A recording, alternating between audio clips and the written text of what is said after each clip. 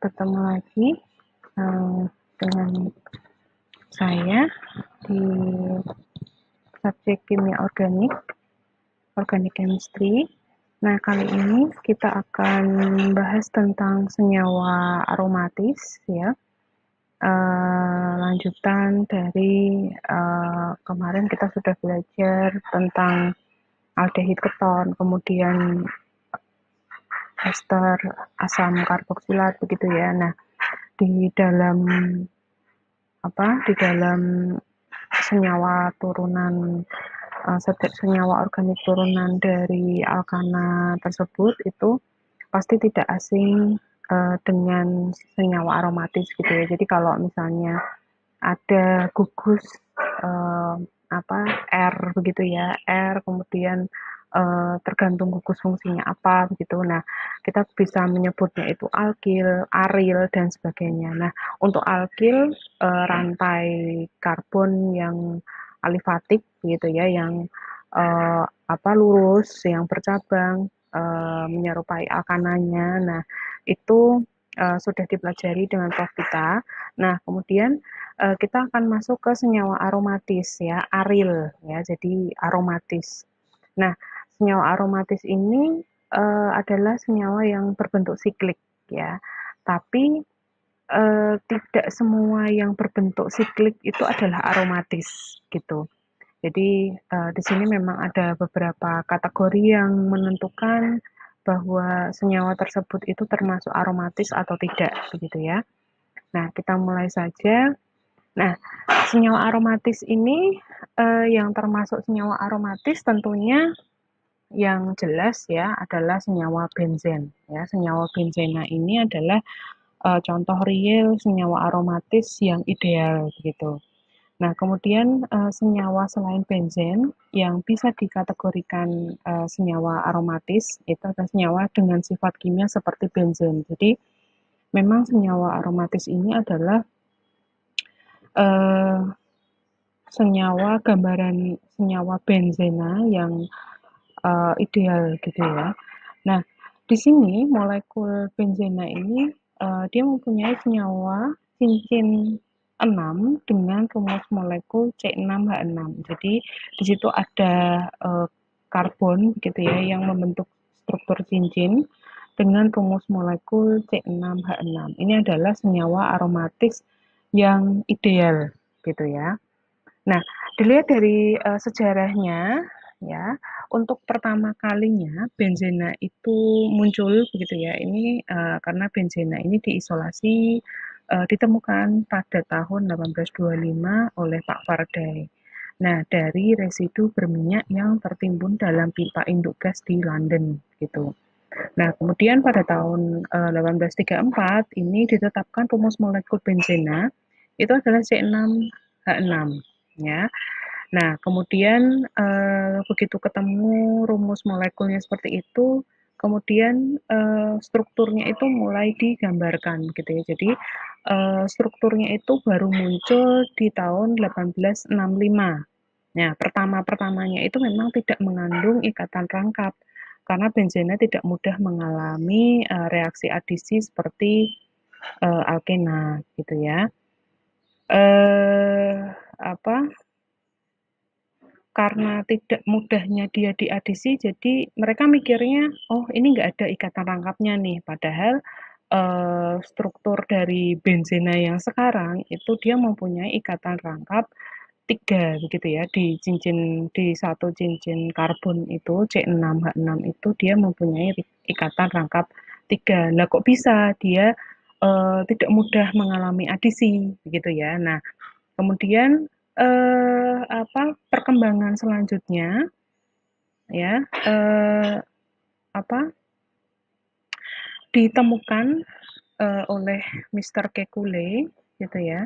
Nah, ini sebelumnya struktur yang tidak mengalami reaksi adisi pada alkena ini tidak sesuai dengan tetravalensi karbon. Nah, tetravalensi karbon itu kan karbon punya 4 tangan gitu kan.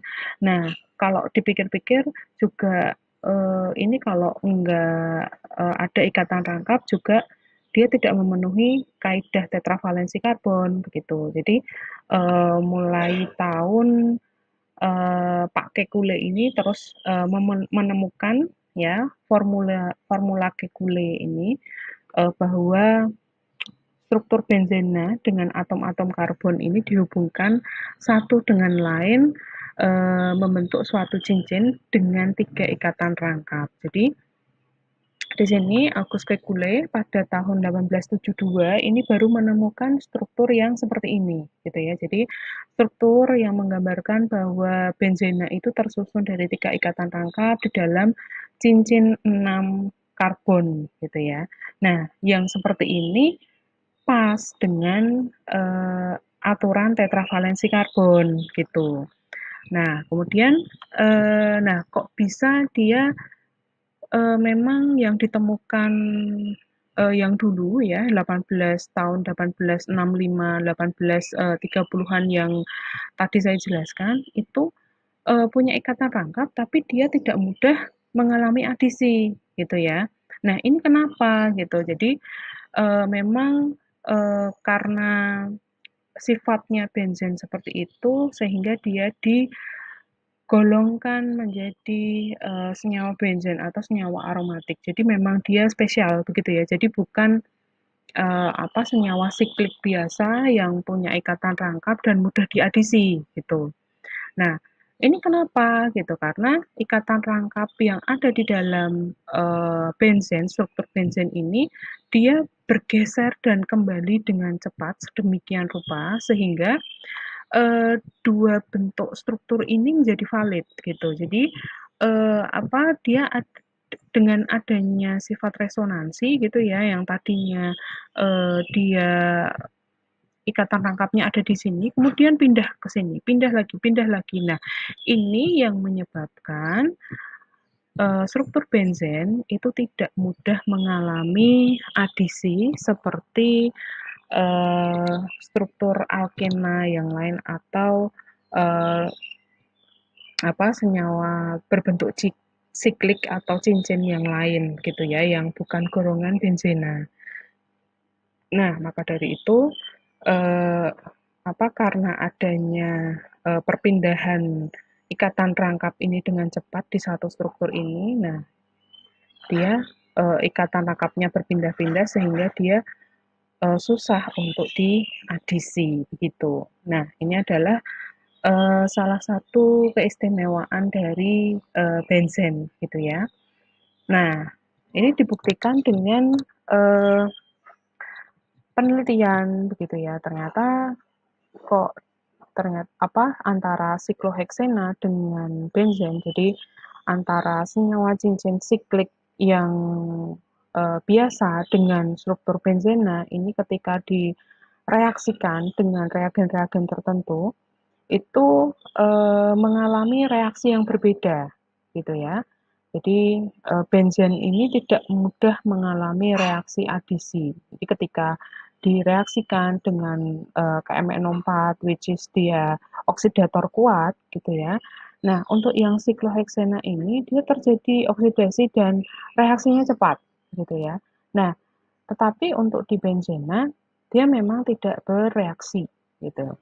Kemudian ketika direaksikan dengan kelompok halogen-halogen gitu ya, BF2, CCl4 ya. Kemudian eh, apa asam halogen gitu ya, HI, HCl dan sebagainya. Ini sikloheksena ini terjadi adisi dengan cepat ya. Nah, beda dengan benzena dia tidak bereaksi sama sekali gitu. Nah, kemudian untuk reaksi hidrogen gitu ya, hidrogenasi atau penyusupan uh, atom H gitu di ikatan rangkapnya. Nah, ini untuk sikloheksena itu terjadi hidrogenasi ya, tetapi di kondisi yang ringan atau di kondisi yang tidak ekstrim gitu. Dan laju reaksinya itu dia relatif lebih cepat gitu ya. Jadi di sini reaksi hidrogenasinya itu berlangsung di temperatur rendah ya 25 derajat Celcius sudah terjadi hidrogenasi dan di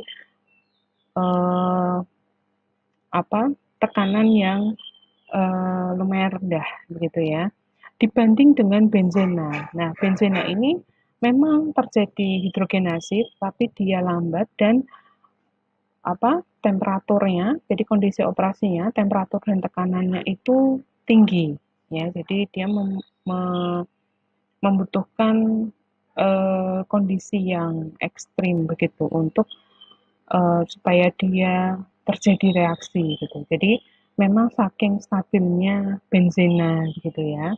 Nah, itu ini benzena yang berdiri sendiri ya. Jadi dia sebagai senyawa sendiri gitu. Nah, ini akan berbeda ketika benzena itu sudah mengalami reaksi gitu ya, reaksi substitusi. Nah, ini tentunya akan mempengaruhi kereaktifan, kemudian mempengaruhi sifatnya ya, yang tadinya dia tidak mudah teroksidasi, kemudian tidak mudah terjadi reaksi-reaksi yang lain. Nah, ketika dia sudah tersubstitusi dengan substituen yang lain, nah ini akan mempengaruhi properties dari benzena ini, gitu.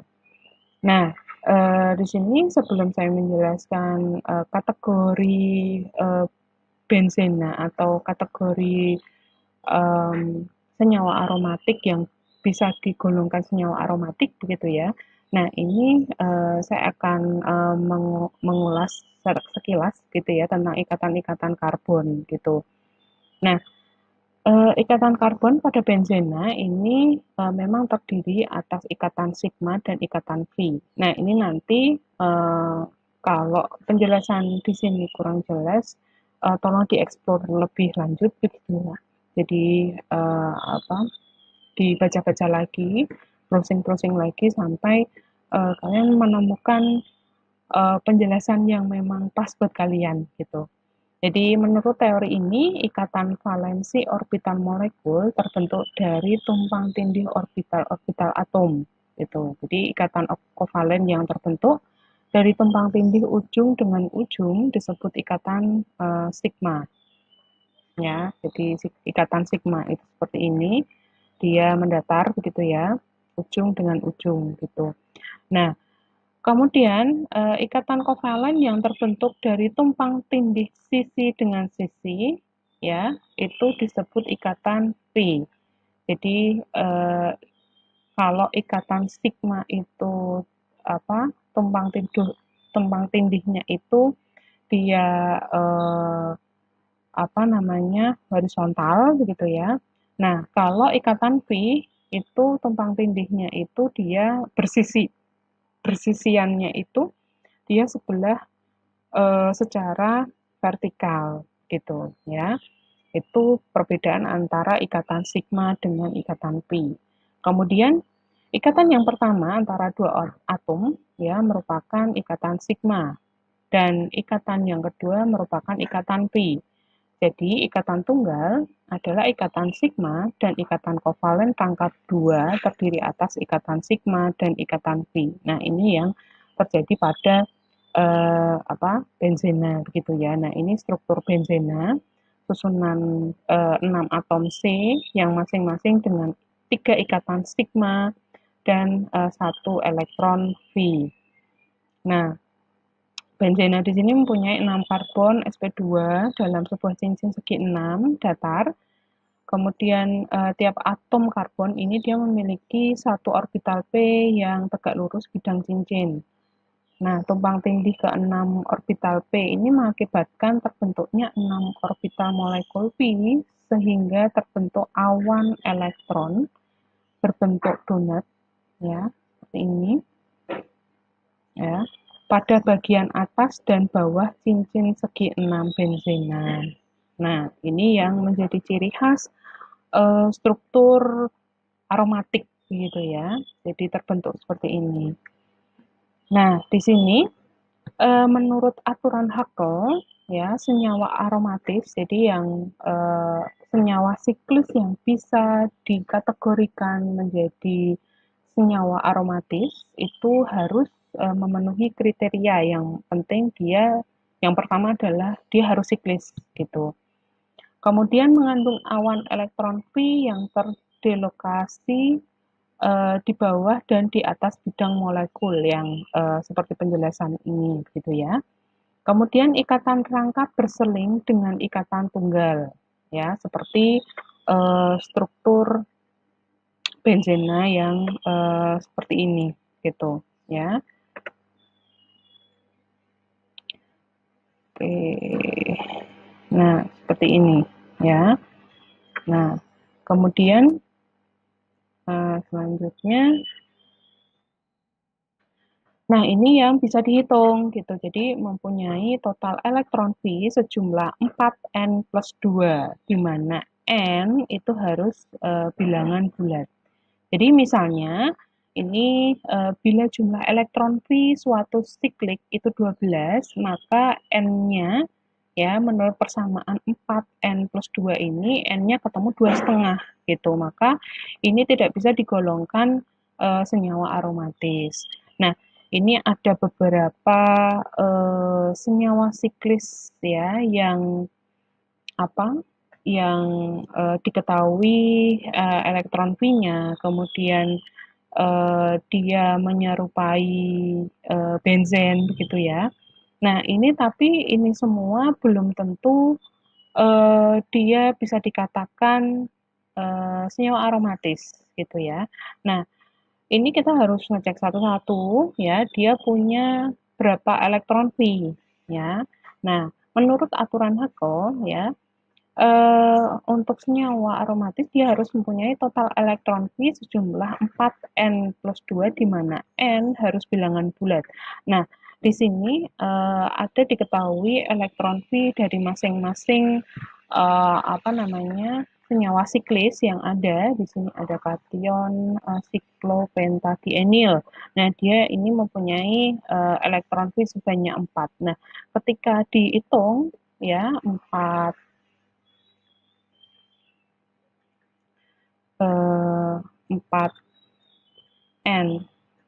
plus 2.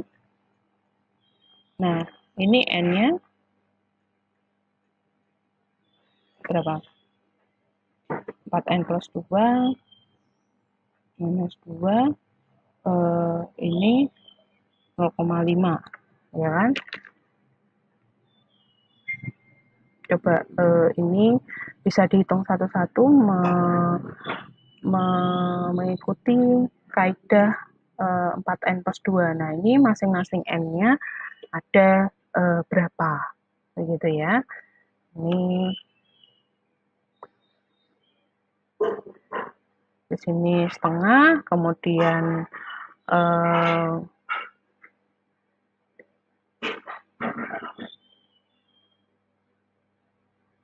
ke sini 0,75. Nah, kemudian ini n-nya 1 ya. Di sini n-nya 1, kita bisa bilang anion siklopentadienil dia adalah senyawa aromatis gitu. Kemudian ini juga dia mempunyai elektron V6. Nah, dia n-nya sama dengan 1, bilangan bulat gitu ya, dia bisa dikategorikan aromatis ya untuk kation sikloheptatrienil gitu. Nah, yang lain ini n-nya tidak bulat ya, tidak bulat bilangan bulat gitu ya. 1, berapa, 2, berapa gitu. Nah, itu adalah apa namanya?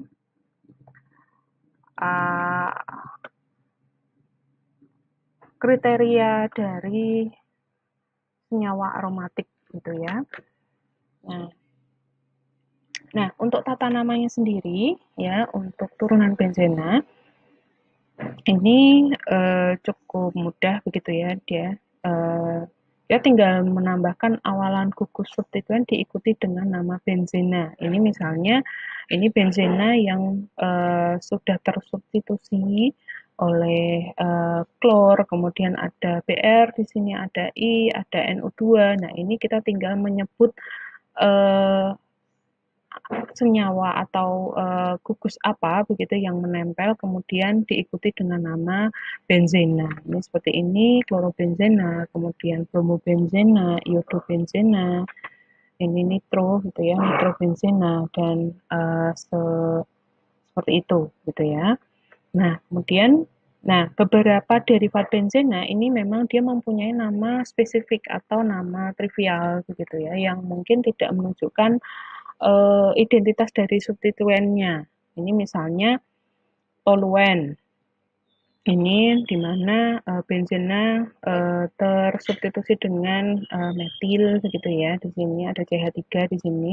Itu dikatakan dia merek atau namanya trivialnya itu adalah toluen. Kemudian anilin. Nah, di sini dia berikatan dengan NH2, kemudian ada fenol.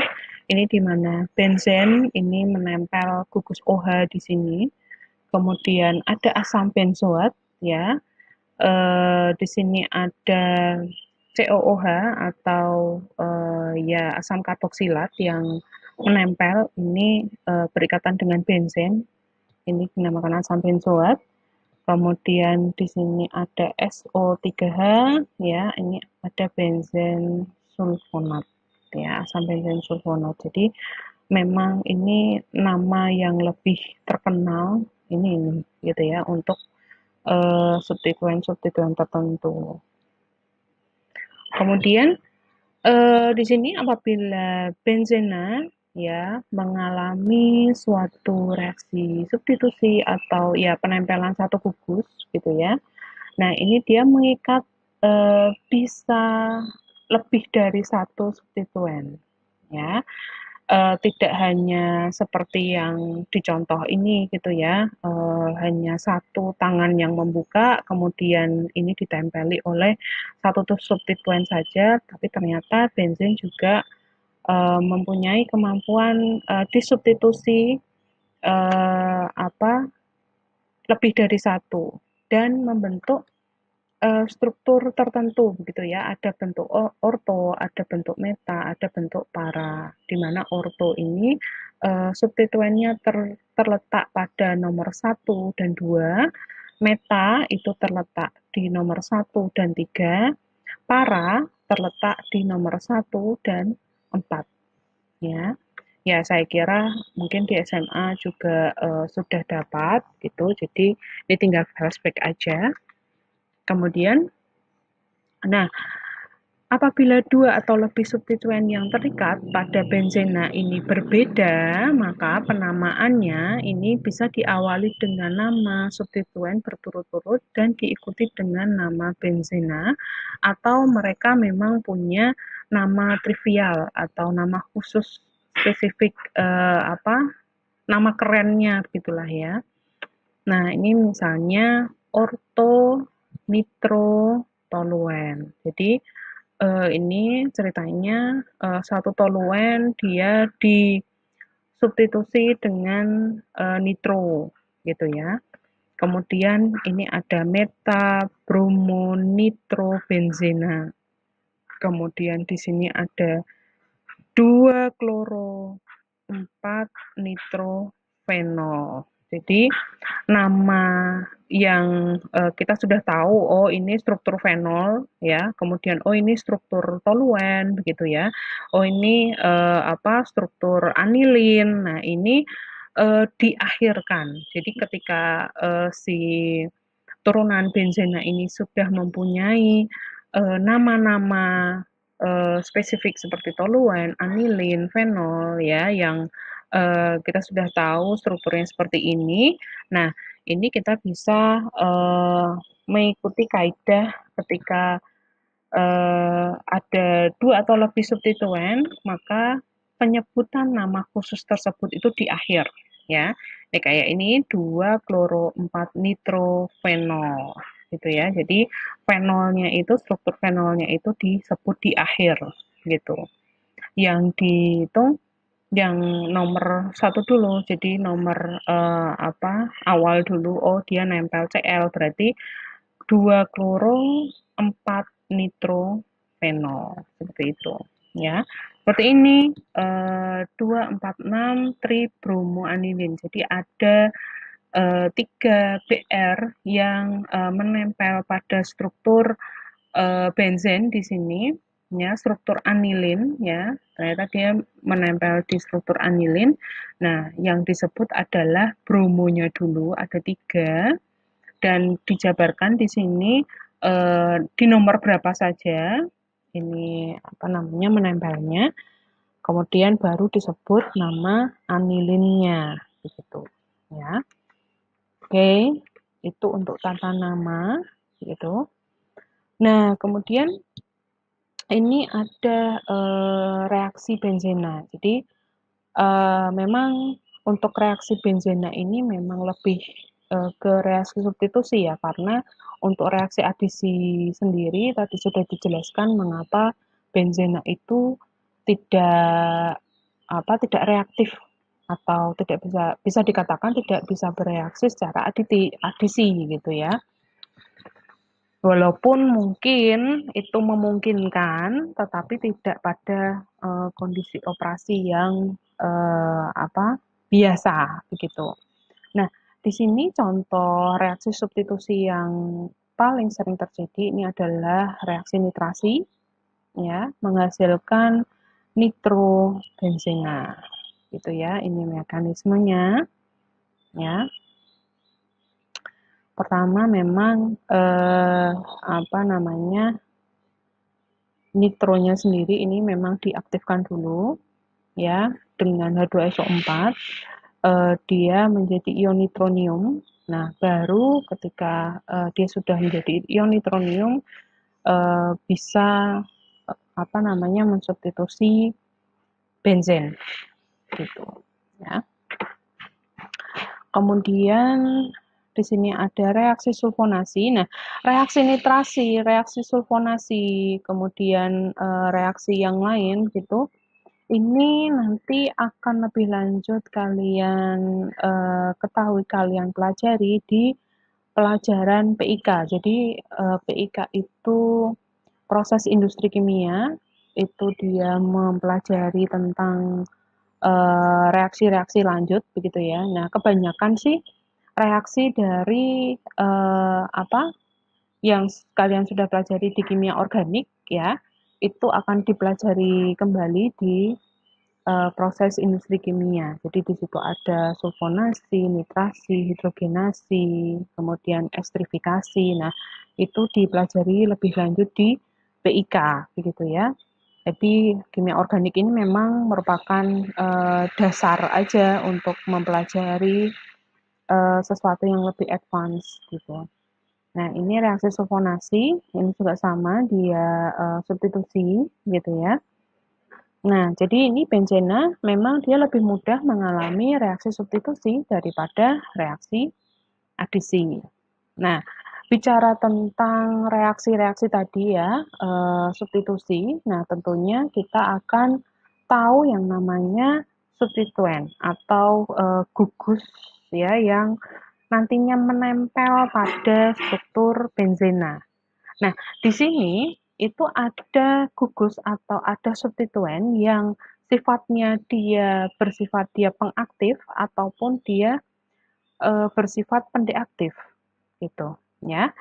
Jadi substituen yang terikat pada cincin aromatis ini dia akan mempengaruhi reaksi substitusi lanjutannya gitu. Jadi ketika satu benzena dia sudah ketempelan dengan satu substituen ini, dia bisa saja menjadi lebih reaktif atau dia bisa saja menjadi eh, kurang reaktif dari sebelumnya gitu. Jadi ini ada substituen pengaktif dan pendeaktif gitu. Nah, berdasarkan eksperimen gitu ya. Jadi ini memang ada penelitian gitu ya terhadap laju yang diteliti itu memang laju nitrasi ya pada benzena tersubstitusi. Jadi sudah sudah kita sudah punya benzena yang tersubstitusi atau benzena yang sudah ketempelan satu gugus, Nah, masing-masing dari struktur benzena ini kita nitrasi atau kita tambahkan satu gugus nitrat gitu ya. Nah, itu ternyata dia menghasilkan satu bentuk spesifik, kemudian dia menghasilkan satu fenomena laju laju reaksi yang berbeda-beda gitu ya. Nah, pada slide selanjutnya nanti akan saya jelaskan di situ ada tabel begitu ya yang menunjukkan bahwa kecepatan nitrasi pada setiap benzena yang telah tersubstitusi oleh gugus yang berbeda itu tidak sama gitu. Jadi misalnya saya sudah punya fenol nih. Nah, ternyata fenol saya nitrasi itu dia cenderung membentuk eh, orto atau cenderung membentuk para begitu ya pada gugusnya begitu ya. Jadi di sini ya ini ada tabel gitu ya. Jadi ini adalah efek pengarah dan pengaktif gugus fungsi. Jadi ceritanya saya sudah punya benzen yang sudah tertempel gugus-gugus ini gitu ya. Nah, saya sudah punya fenol, saya sudah punya apa tadi klorobenzen, ya, bromobenzen, kemudian saya sudah punya nitrobenzen, gitu ya, cyanobenzen, kemudian saya sudah punya asam sulfonat, saya sudah punya eh, karboksiamida benzen, gitu ya. Saya sudah punya aminobenzen. Nah, seperti ini. Nah, masing-masing gugus substituen ini, ya, ini dinitrasi, ya. Jadi masing-masing gugus dengan apa? Masing-masing bensin dengan substituen berbeda, ini saya nitrasi. Nah, ternyata hasilnya menghasilkan fenomena yang berbeda. Jadi untuk amino, hidroksialkoksi, asil amino, alkil, kemudian halobenzen ini cenderung membentuk struktur orto dan para gitu. Jadi eh, halobenzen ya, bromobenzen ini ketika saya nitrasi itu cenderung membentuk orto dan para. Dan sifatnya untuk amino, hidroksi, asil amino, alkil ini ketika saya nitrasi itu dia ternyata merupakan gugus pengaktif atau dia jadi lebih reaktif begitu ya untuk benzen yang sudah ditempeli oleh amino, oleh hidroksi atau alkoksi, kemudian oleh asil amino, kemudian oleh alkil gitu ya, seperti toluen gitu, dia akan jauh lebih reaktif dibanding benzennya gitu. Jadi dia menjadi lebih reaktif begitu ya daripada bentuk benzennya. Dan dia akan mengarah orto dan para. Nah, kemudian untuk yang asil karboksi, kemudian karboksiamida, karboalkoksi, kemudian asam sulfonat ya, asam benzen sulfonat tadi, kemudian nitrobenzen ya. Ini ketika saya nitrasi dia akan membentuk struktur meta gitu ya. Jadi nanti menghasilkan apa namanya eh, dinitrobenzen gitu. Jadi tapi bentuknya meta. Nah, untuk gugus-gugus ini ternyata dia laju reaksinya itu sangat rendah. Jadi laju reaksinya bisa digolongkan dia menjadi tidak aktif gitu ya, tidak reaktif gitu ya. Jadi dia bisa dikatakan gugus pendek aktif gitu. Jadi ketika benzen itu sudah ketempelan bromo benzen gitu ya, kemudian nitrobenzen gitu. Ketika kita reaksikan ya, ketika kita reaksikan lagi untuk dia mengalami reaksi substitusi, ya, dia menjadi pendeaktif atau dia lebih cenderung tidak reaktif begitu ya, dibanding bentuk bensinnya. Nah, ini bisa dijadikan patokan gitu ya untuk apa namanya menggambarkan reaksi-reaksi yang terjadi pada senyawa aromatis, terjadi pada benzen gitu ya. Ini bisa menjadi patokan tergantung substituen yang sudah menempel dan kemudian kita bisa menuliskan oh nanti dia kira-kira jadinya orto, para atau meta gitu ya. Jadi ini memang um, berdasarkan penelitian yang memang sudah dilakukan gitu ya. Dan terciptalah tabel. Oke, begitu untuk senyawa aromatis kali ini kita bahas gitu ya. Jika ada pertanyaan atau hal-hal yang perlu didiskusikan, silahkan dituliskan di kolom diskusi di Google Classroom ya supaya terrekod lebih baik. Kemudian jika memang tidak ada hal-hal yang perlu didiskusikan lagi, langsung saja di validasi. Oke, terima kasih. Kita berjumpa minggu depan lagi. Terima kasih sudah menyaksikan penjelasan tentang senyawa aromatis. Wassalamualaikum warahmatullahi wabarakatuh.